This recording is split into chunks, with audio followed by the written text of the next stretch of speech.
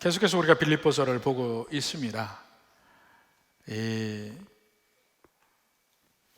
끊임없이 바울은 빌립보에서 앞에서도 그렇고 뒤도 그렇고 가운데도 그렇고 계속 중간중간에 하는 말이 뭐냐면 기뻐하라 하는 것입니다. 기뻐하라.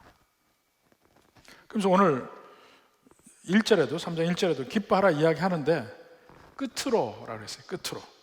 끝으로 나 형제들아 주 안에서 기뻐하라. 끝으로 나오니까 금방 끝날 것 같죠? 그렇지 않습니다. 2장이 더 갑니다. 그래서 저는 이걸 보고 생각한 게 우리는 국민학교 때도 월요일 아침에는 아침 조회를 했습니다. 운동장에 쭉 1학년부터 6학년까지 전부 줄 서서 앞으로 나란히 해서 서서 듣는데 그 교장 선생님들은 왜 이렇게 길게 얘기하는지 모르겠어요.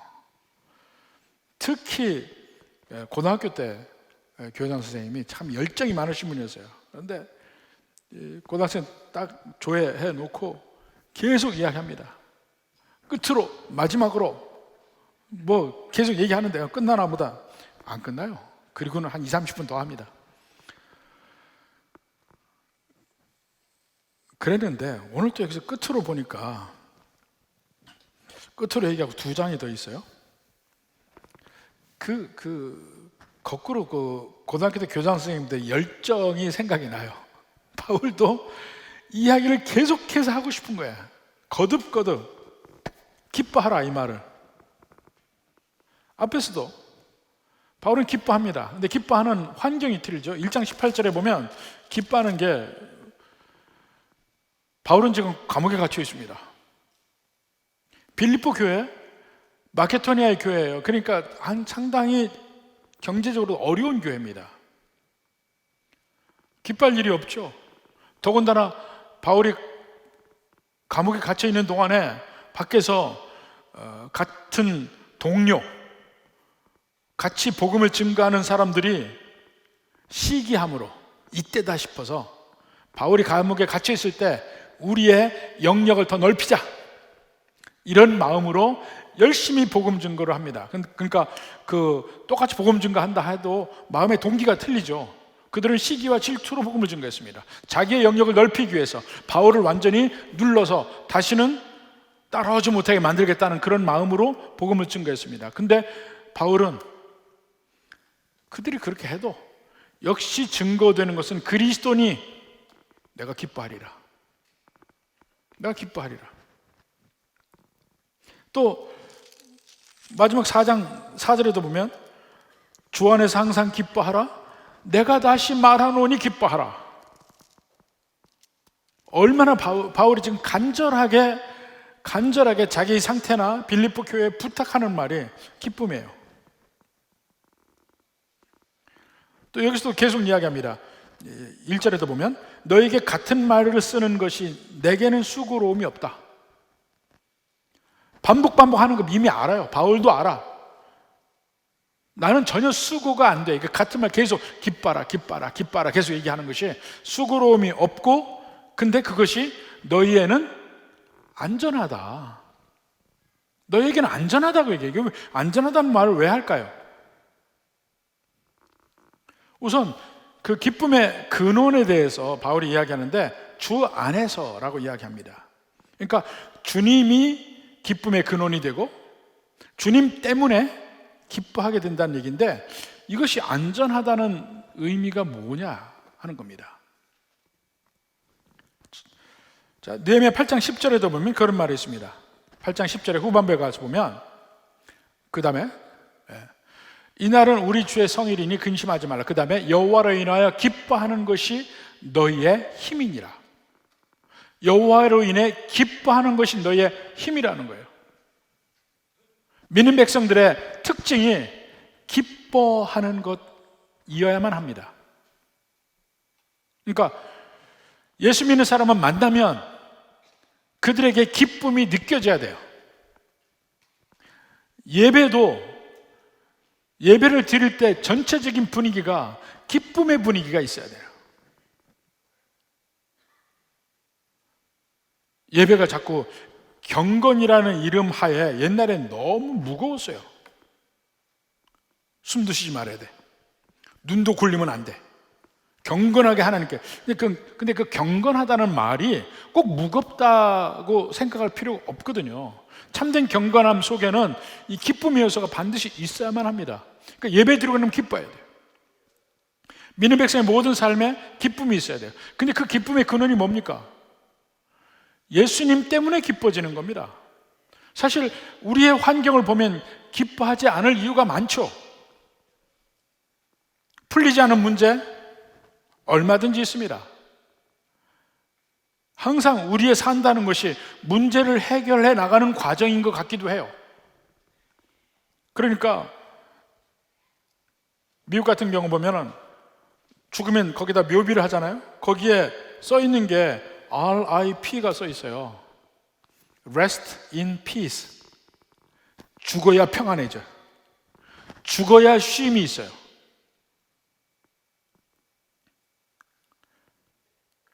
산다는 것이 그게 없는 삶인데 그 안에서 어떻게 기뻐하느냐 하면 예수님 때문에 우리가 인생을 보는 안목이 달라지는 겁니다. 우리가 사는 인생이 몇십 년의 인생이 그 뒤에 오게 되는 영원을 비교해 볼 때 아주 짧은 찰나와 같은 순간이다. 이것이 인식이 돼야 되고, 그리고 나는 그때에 그 영원한 삶에서 나는 예수님 때문에 천국에 살 거다.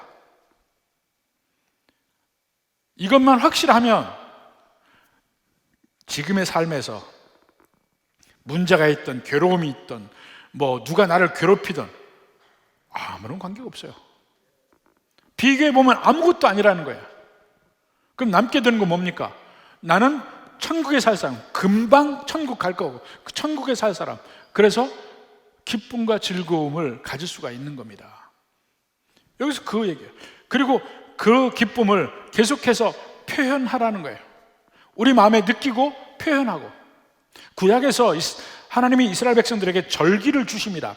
때때로 하여튼 계속해서 이 두세 달에 한 번씩 절기가 있어요. 근데 절기는 자체가 페스티벌이에요. 즐거움을 누리고 나누는 시간입니다. 자꾸 다시 한번 이스라엘 백성들을 상기시켜 주는 거예요. 내가 누구인지, 우리 하나님은 어떤 분인지, 어떻게 나를 사랑하시는지, 그리고 앞으로 내가 갈 길은 무엇인지를 다시 한번 상기하는 겁니다. 그것을 다시 상기해 보면 즐거워질 수밖에 없어요. 진리에 접근하니까. 예배도 마찬가지입니다. 여러분, 예배 오기 전에 이 세상에 살다 보면 세상에 찌든 거, 세상의 무게, 세상의 아픔, 괴로움, 이것들이 내게 붙습니다. 덕지덕지. 그런데 예배를 드리면서 다시 한번 내가 누군지를 확인하고, 내가 가야 되는 걸 확인하고, 이 상대적으로 이 시간의 짧음을 다시 한번 확인할 때에 기뻐진단 말입니다. 그 기쁨을 표현하라. 표현하면 할수록 이것이 내게 강건함이 되고 힘이 되고 이 세상 것에 내가 묻히지 않을 수 있게 되는 거예요. 바로 그러한 능력이 내가 주 안에서 기뻐하는 것 안에 있기 때문에 계속해서 바울이 기뻐하라, 기뻐하라, 기뻐하라 표현하는 겁니다. 근데 사실 우리가 기뻐하라, 감사하라, 사랑하라, 이게 전부 감정에 대한 것인데 성경에서 명령으로 하고 있어요. 명령으로. 사실 감정이라는 것은 우리의 지정의 중에 가장 마지막에 결과물로서 끌려오는 것이 감정입니다.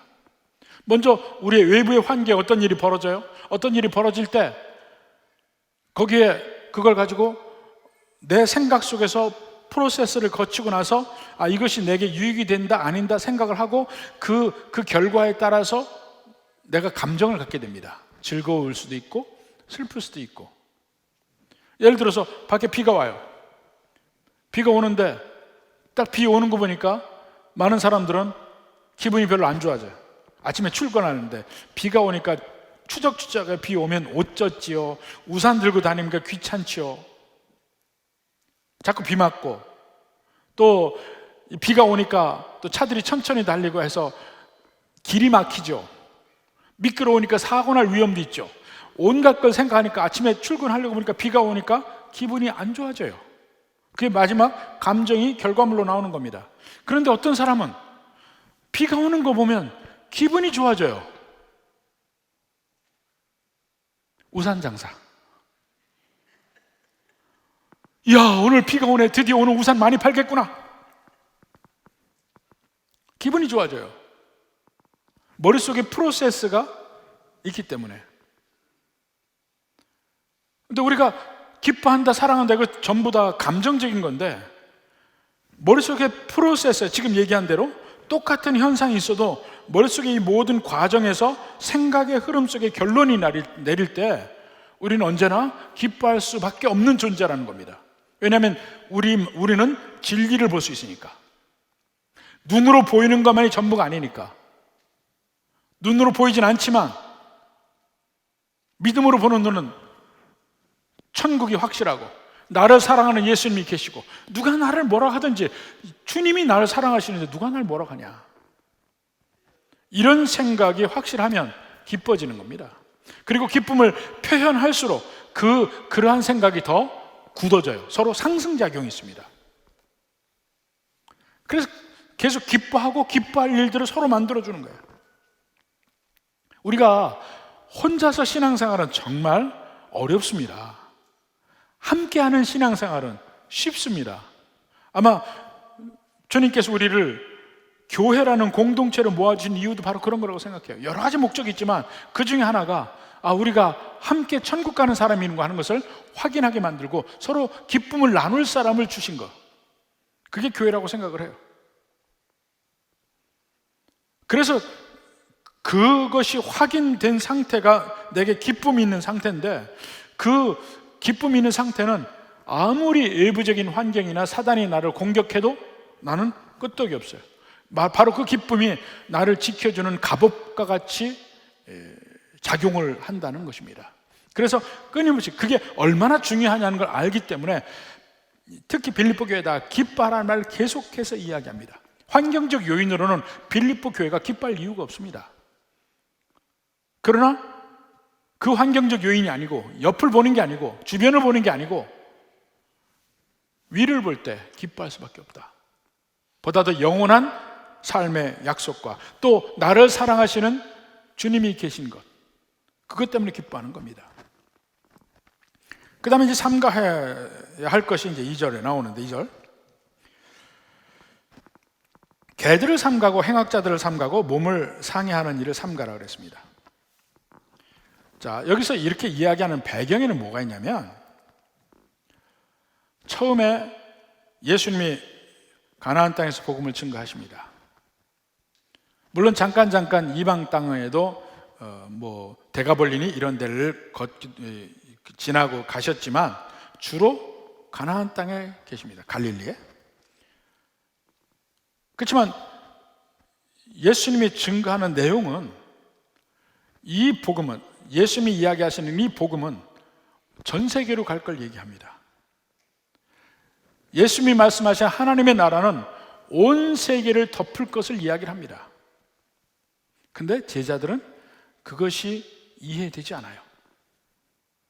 그들은 오직 자기네 유태인의 나라 이스라엘이 회복될 것을 예상을 합니다. 그걸 기대를 합니다. 아무리 예수님이 이 공생의 기간 동안에, 이 사역을 하시는 기간 동안에 그 얘기를 그렇게 했는데도 불구하고 그들을 이해하지 못합니다.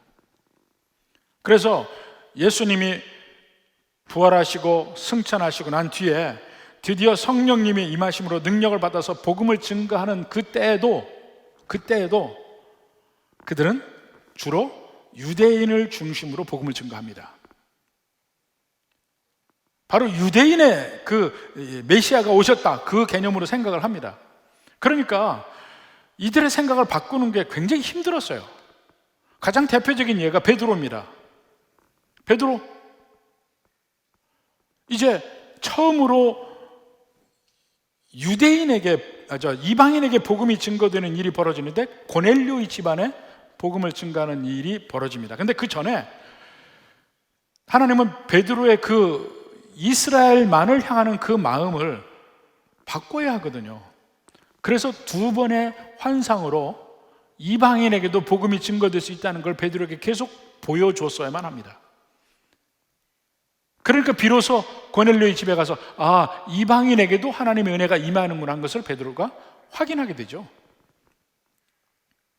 또 나중에 예수님 믿게 된 바울도, 그가 예수님 믿고 아라비아로 갔다가 예루살렘으로 갔다가, 그 전에는 그리스도인들을 핍박하던 사람들이니까 사람들이 잘 안 받아줘요. 거기서 수리아에 있는 안디옥에 가서 거기서 파송을 받습니다. 성령께서 바울과 바나바를 따로 세우라 하시니까 따로 세워서 복음 전도여행을 떠나보냅니다. 그러니까 그들이 1차 전도여행을 가죠. 처음엔 구브로 섬으로 갔다가 그 다음에 배를 타고 건너가서 터키 남부, 중남부 지방, 갈라디아 지방입니다. 남쪽 갈라디아 지방에 가서 복음 증거를 합니다. 비스디아 안디옥에 갔고, 루스드라에 갔고, 더베에도 갔고, 이고니온도 갔고, 거기는 도시들을 가서 복음을 증거하는데, 이때에도 사실은 나중에 2차 전도여행 때도 마찬가지인데 주로 유대인 회당을 중심으로 갑니다. 유대인들에게 복음을 증거합니다. 당신들이 기다리는 메시아가 바로 이 죽었다가 부활하신 예수 그리스도시다. 이분이 메시아다. 이거를 회당에서 얘기합니다. 이방인들은요, 그 회당에 이방인들도 유대교로 넘어온 사람들 있잖아요. 그 사람들이 주로 듣게 되는 겁니다. 그런데 바로 그 순간에 그들이, 바울과 바나바가 경험한 것이 이방인들이 많이 예수님을 믿게 되는 겁니다. 그러니까 1차 전도여행을 끝나고 과연 이들을 어떻게 할까? 그 전까지는 초대교회에서는요, 대부분이 유대인 그리스도인들입니다. 그러니까 예수님을 영접하고 나서도 정한 시간에 성전에 가서 기도하고 이 유대교회에서 하던 일들을 다 합니다. 그들은 다 할례받은 사람들이에요. 그들은 열심히 모세 율법을 지키려고 했던 사람들입니다. 그리고 예수님 믿었어요. 근데 이제 이방인이 믿게 되니까 이 사람들은 구약도 모르고 모세 율법도 모르고 할례도 받지 않은 사람들이에요. 이 사람들은 어떻게 해야 될지 모르겠는 거예요. 결국은 그래서 예루살렘에 질문을 하죠. 사도행전 15장에 보면 예루살렘 공회가 열립니다. 바울과 바나바가 거기 가요. 거기에 모든 사도들이 모이고 거기에 당회장인 야고보도 거기에 같이 있게 됩니다. 그래서 서로 대화를 나눕니다. 이방인들 믿게 되는데 이들을 어떻게 할 건가? 여러 이야기가 나왔습니다. 그리고 마지막에 야고보가 그 내용에 대해서 마지막 정리를 하고 결론을 내립니다. 그것이 사도행전 15장 19절부터예요. 그러므로 내 의견에는, 야고보가 얘기하는 겁니다. 내 의견에는 이방인 중에서 하나님께로 돌아오는 자들을 괴롭게 하지 말고 다만 우상의 더러운 것과 음행과 목매어 죽인 것과 피를 멀리하라고 편지하는 것이 옳으니, 이는 예로부터 각성에서 모세를 전하는 자가 있어 안식일마다 회당에서 그 글을 읽음이라 하더라. 회당에서 글을 읽으니까 각 회당마다 편지를 해서 예수님 믿는 사람들은 이렇게 하라, 이런 거 짐을 덜어주자 하는 내용으로 이야기를 한 겁니다. 다 이제 그 결론이 났어요. 아무리 결론이 났어도, 전체적인 결론이 났죠. 결론이 났어도 대부분이 교회에서 유대인 그리스도인들이 많습니다. 그들은 다 할례 받은 사람이고 아직 그 구약의 옷을 그대로 입고 있어요. 그러니까 베드로도 이방인 그리스도인과 함께 식사하다가 야고보가 보낸 사람이 왔다 하니까 갑자기 체면 차리잖아요. 피하잖아요, 자리를. 아직도 사도들에게도 그게 있는 겁니다.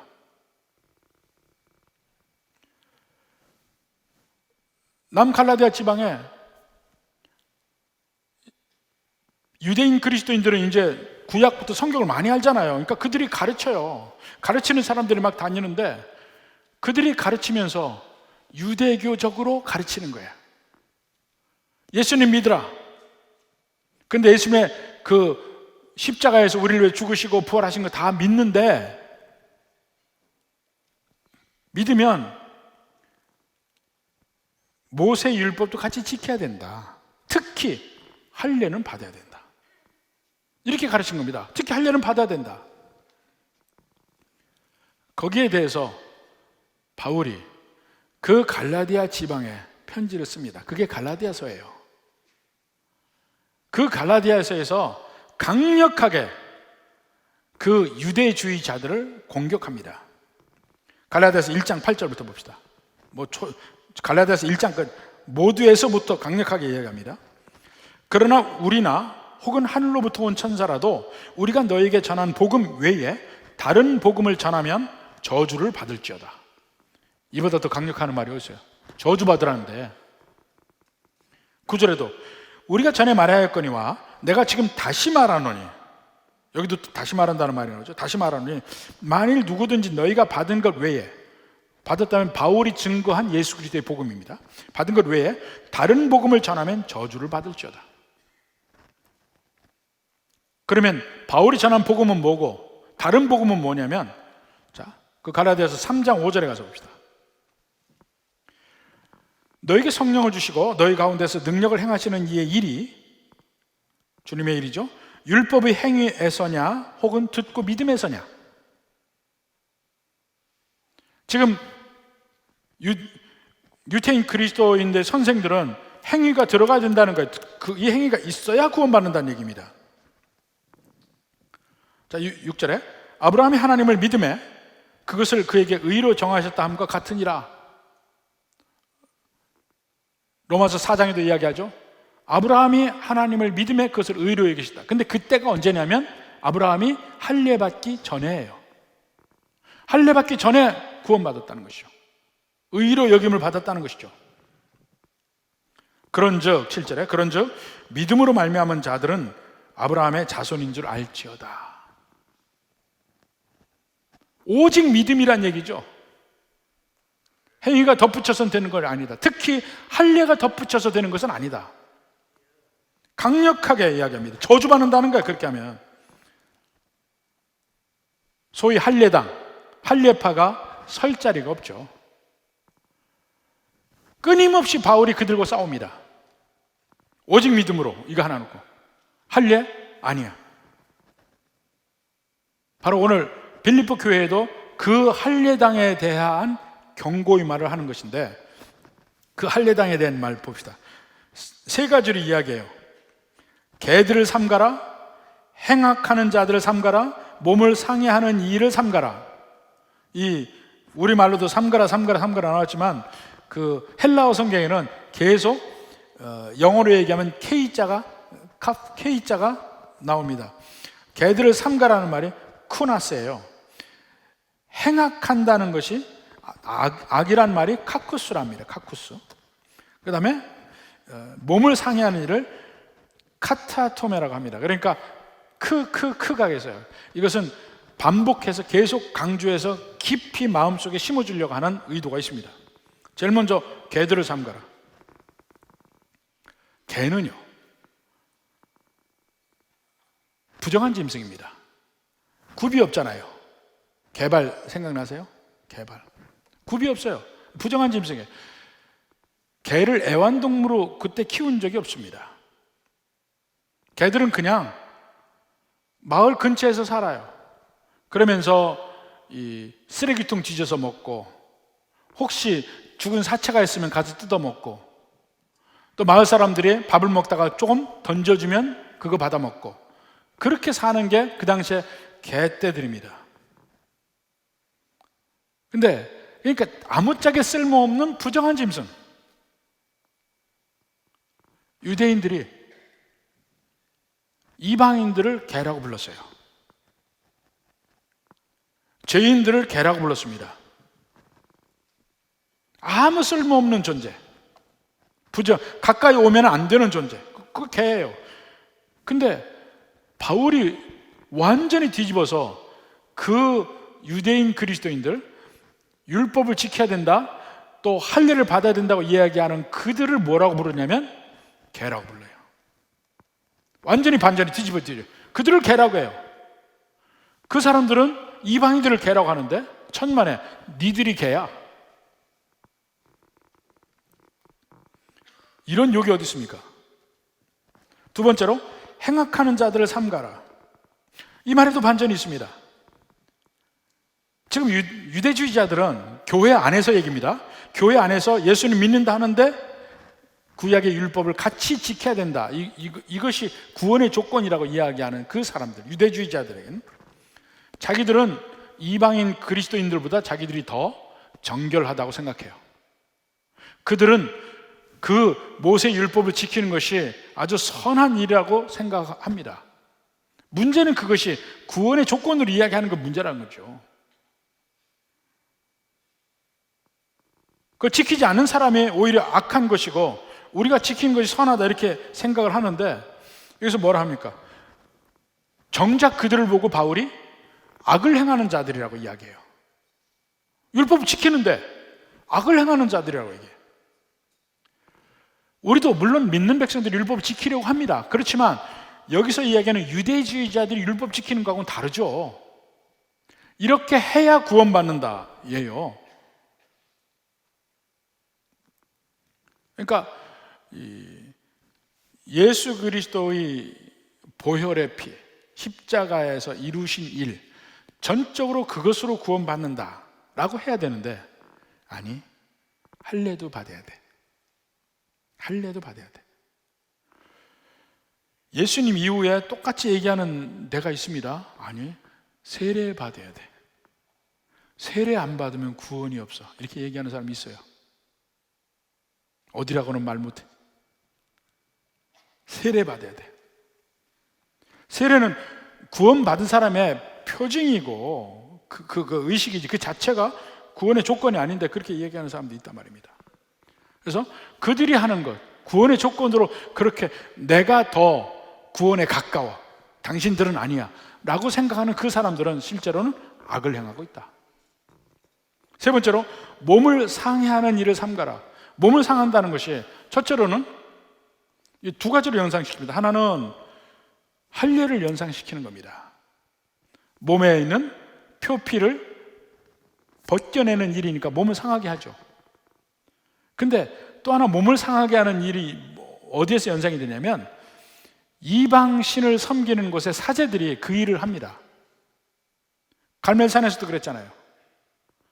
바알의 선지자들이 막 자기들이 신에게 비를 내리게 해달라고 하는데도 응답이 없으니까 막 자기 몸들을 상해합니다. 채찍으로 상해하고 칼로 긋고 피를 내고 이것을 통해서 신을 부르는 거예요. 그들이 마치 할례를 꼭 해야 한다 하고 율법에 이것을 지켜야 구원받는다고 하는 것이 마치 이방 신전에서 사제들이 스스로 몸을 상하는 것과 다를 바가 뭐가 있냐 이거예요.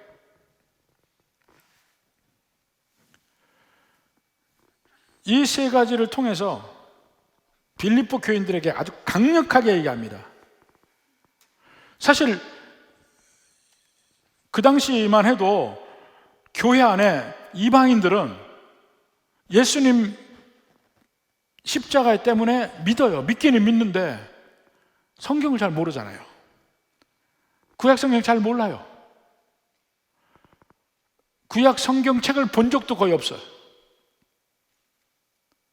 근데 구약 성경에 이런 것이 있다, 이런 것이 있다, 막 그 유대인 크리스찬들이 이야기하니까 그런가 하고 빨려 들어갑니다.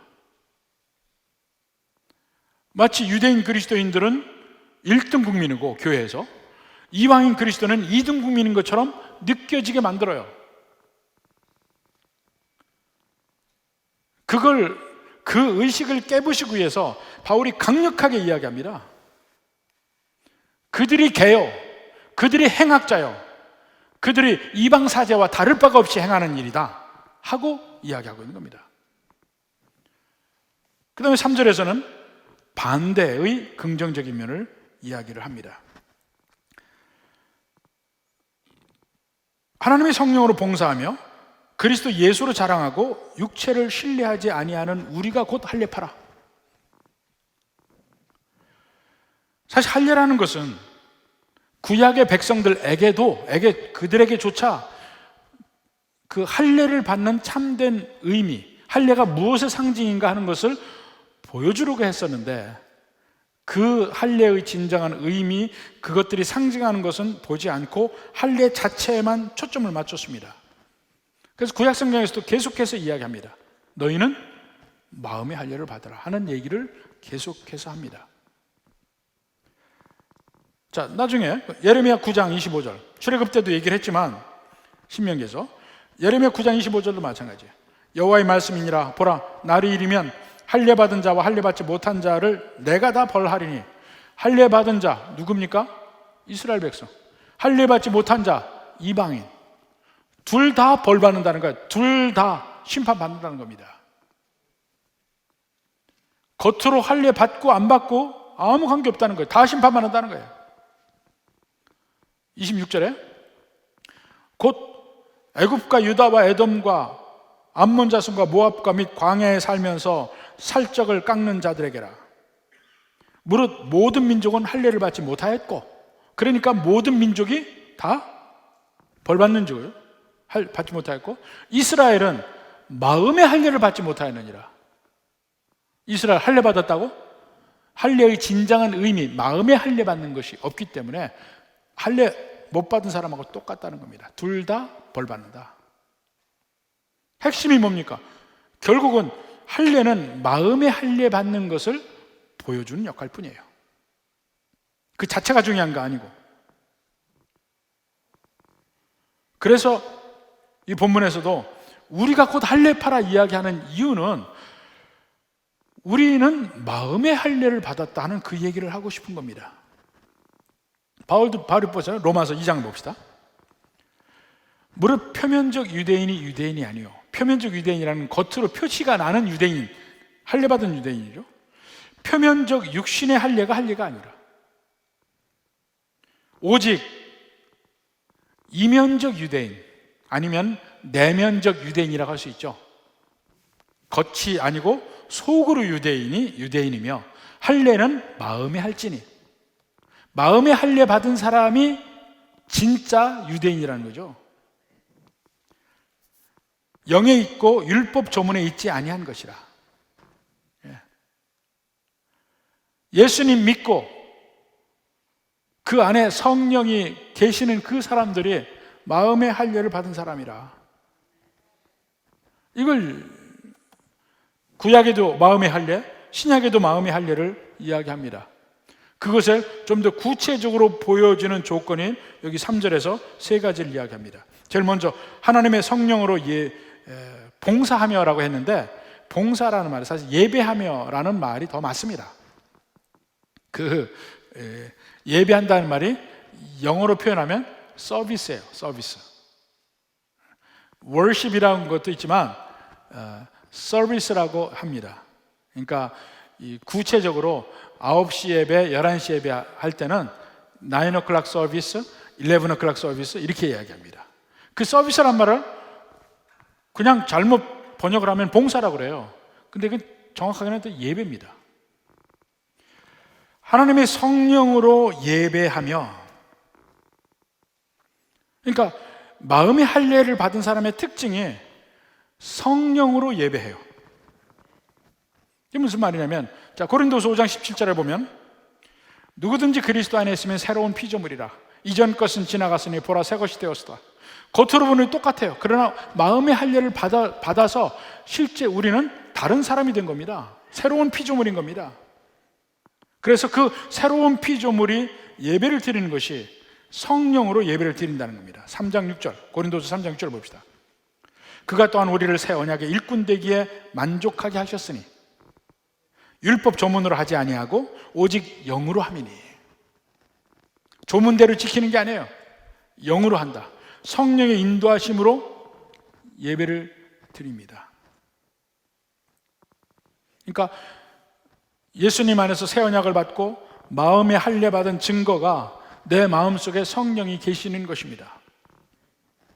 로마서 8장 9절도 마찬가지. 만일 너희 속에 하나님의 영이 거하시면 너희가 육신에 있지 아니하고 영에 있나니, 하나님께 속해 있나니. 그 다음에 누구든지 그리스도의 영이 없으면 그리스도의 사람이 아니라, 그리스도의 영이 없으면 예수 믿는 사람이 아니에요. 예수 믿는 사람들은 그 속에 성령이 계셔요. 그래서 이제는 예배 드릴 때 성령이 함께 하시고 성령이 힘주시고 예배를 드리게 하는 겁니다. 로마서 8장 26절에도 성령이 말할 수 없는 탄식으로 우리를 위하여 친히 간구하십니다. 우리가 기도할 때 우리의 기도뿐 아니라 성령께서도 기도하셔요.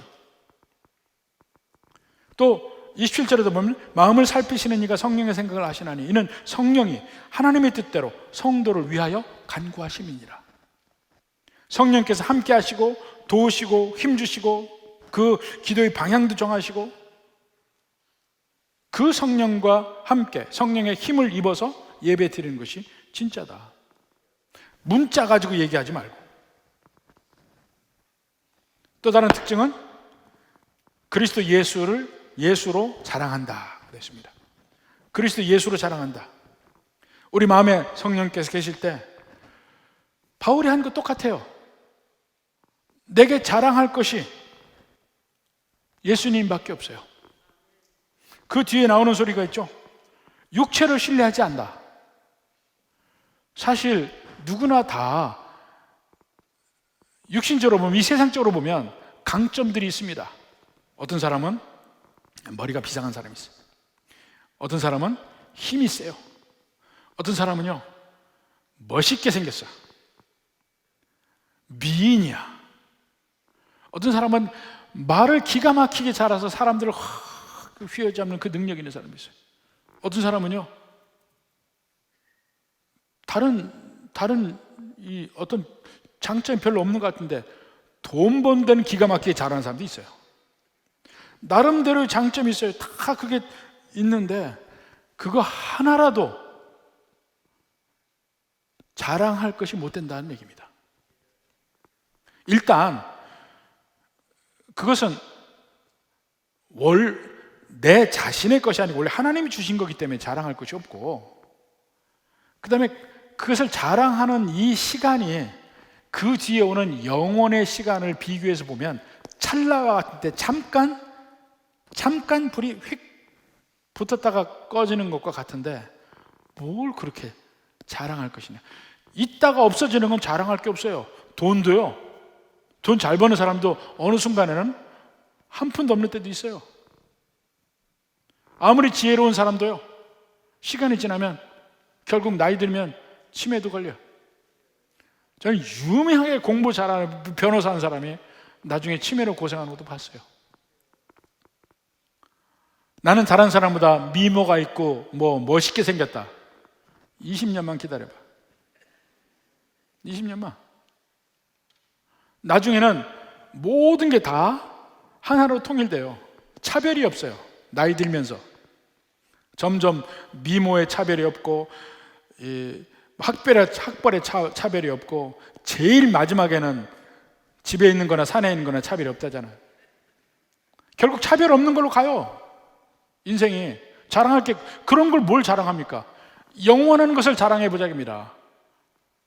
아무리 영혼을 지나도 있는 것은 우리에게 있는 예수님밖에 없습니다. 예수님이 나를 사랑하신다는 그 사실은 변치 않고 있어요. 찰나 같은 이 세상이 지나고 나서 천국에서도 예수님은 나를 사랑하실 거예요. 지금도 사랑하고 계시고, 그 예수님을 자랑하는 것, 우리에게는 그거밖에 남는 것이 없다는 것입니다. 실제 예수님 믿고 마음의 할례를 받은 사람들은 나를 자랑하지 않아요. 또 나를 자랑하지 않기 때문에 기분 나쁠 일도 없어. 왜 기분 나쁘니까? 사람들이 나를 무시하면 기분 나쁘잖아. 사람들이 내 욕하면 기분 나쁘잖아. 근데 전혀 내게 자랑할 것이 없다고 느끼는 사람은 하나도 기분 안 나빠요. 예수님이 날 사랑하면 됐지. 예수님이 나를 천국에 인도하시면 됐지. 여기서 살며 괴롭고 어려운 거 잠깐 지나면 끝난다, 이 생각하고 나면 견딜만 합니다. 견딜만 해. 그러고 보니까 기쁜 거예요. 기쁜 거. 우리한테는 영원히 기다리고 있고, 우리 바로 앞에는 몇십 년의 삶은 금방 끝나는 찰나와 같은, 그 비교해 보니까 이 모든 걸 제대로 있는 그대로 볼 수 있는 눈이 생기니까 기뻐지는 겁니다. 누가 날 뭐래도 내 기쁨을 빼앗길 수 없고, 아무리 환경이 바뀌어도 그것 때문에 내 기쁨이 뺏기지 않습니다. 죽음의 위협 지나고 나면 천국이에요. 아무에게도 빼앗길 수 없는 기쁨, 이 기쁨으로 바울이 기뻐하라 계속 이야기합니다. 나도 기쁘다, 너희도 기뻐하라. 근데 바울이 조만간에 사형을 당하게 되어 있습니다. 그게 가까워지는 것도 알아요. 그런데 바울은 기뻐. 오히려 앞에서 뭐라 합니까? 빨리 주님 앞에 가는 것이 내가 더 원하는 거다, 그렇게 얘기하고 있는데 죽음이 앞에 있다고 두려워할 일이 뭐가 있습니까? 기쁘죠. 이 모든 진실을 제대로 알고 있을 때 기뻐하게 되고, 기쁨으로 표현하면 표현할수록 이 세상이 내게 주는 두려움, 이 세상이 내게 주는 그 불안감, 이런 걸 다 떨칠 수 있다는 겁니다. 여러분의 인생길이 얼마나 많이 남은지 모르겠어요. 그러나 그것은 다 피차마차예요. 10년이 남았든 30년이 남았든 다 마찬가지예요. 금방 지나가는 것입니다. 부디 만물의 실체를 제대로 이해하고, 영원하신 주님께서 나를 사랑하시고 인도하시고 마침내 천국길까지 가게 하신 것을 제대로 믿을 때 여러분에게 기쁨이 충만케 되기를 주님의 이름으로 축원합니다.